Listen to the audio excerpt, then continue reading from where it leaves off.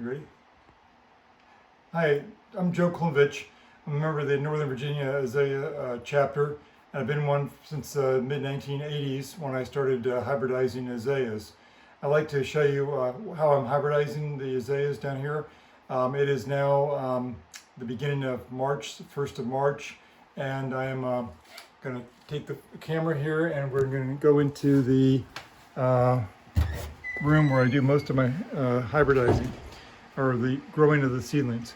So it's right next to the furnace room, and typically what I do is I'll start the seeds in these 1 inch by 2 inch containers, and then I will transplant them or pull out a number of them so I get to like 2 per container, and then toward the end of the winter I will try to grow only 1 per container per square. The LED lights are great. They don't take much energy, but they didn't tend to make the foliage very red. I mean, here you can see almost an entirely red foliaged azalea. When I put them outside, they'll turn green right away with the natural light. And so down here, these are ones that are being transplanted. I don't have enough room to transplant everything. I'm also growing tomatoes and peppers and other things.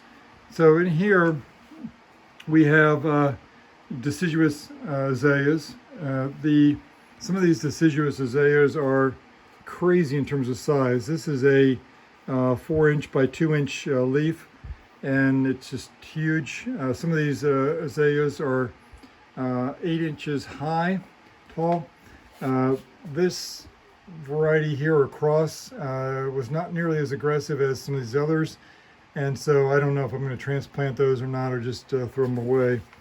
Again, down here we have deciduous azaleas that are almost getting too big for these containers and for the stands. This one here is 8 inches tall. I just measured it, and that's grown from seed this past winter. So it's essentially, was it November, December, January, February, 4 months worth of growth, and it's 8 inches tall. These are evergreen azaleas. I've got some pretty large, pretty vigorous evergreen azaleas. Some of these are quite large, very nice foliage. I will give them a little bit of pruning inside, especially the deciduous ones, to get them to be a little fuller, because once they go outside I will not prune them at all, because I want to see them flower as soon as possible. The red foliage here is because they were growing under LED lights. Now they're growing under fluorescent. If they grow under fluorescent, they don't turn as red. Interesting. Not really sure exactly why. Here's where I make all my labels. I'll punch tags for everything. Everything that comes out is tagged, and I will not bring anything out that isn't labeled.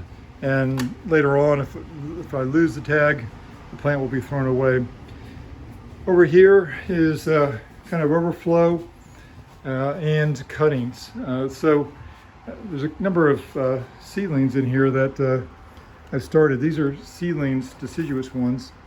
You can see this thing is huge. That's a 4 inch pot, but you've got a huge, again, essentially 8 inch tall seedling, and this time of the year it's pretty impressive growth. I'll give them a little bit of diluted fertilizer, water. I mean, it's water, but it's just, there's a little bit of Schultz very diluted fertilizer. The rest of these are really cuttings. These are camellia cuttings that I started. I wanted just to start some cuttings from the neighbors. Neighbor wanted some of those. These are all cuttings that I took this year. I started my cuttings inside this year, and deciduous cuttings, so some of the better ones, not that great, and then some rose bushes, again from the neighbors. So these are, again, LED lights. They're fantastic, but they tend to make the foliage very red, even on cuttings. I've got a couple of these where I can adjust the spectrum between red, white, and blue, but I haven't actually figured out the combination to make the foliage look like it does outside. So that's how I grow everything. I'll typically take 1,000 seedlings out of this out of my furnace room per year, and then grow them for a year in the cold frames, and then and I won't cover them at all here in Northern Virginia. I used to, but I don't anymore. And then I'll put them into 1-gallon pots after a year in the ground cold frames, and then they'll go from there. They'll go to just being planted somewhere out there or thrown away. I'll keep them until they flower once. If the flower is just plain purple, pink, whatever, I'll throw those away or give them away. Had some problems with some of the gnats this year, but the stickers or whatever are really good for catching the flies, and they don't really cause any problems. So that's how I grow my plants. Thank you.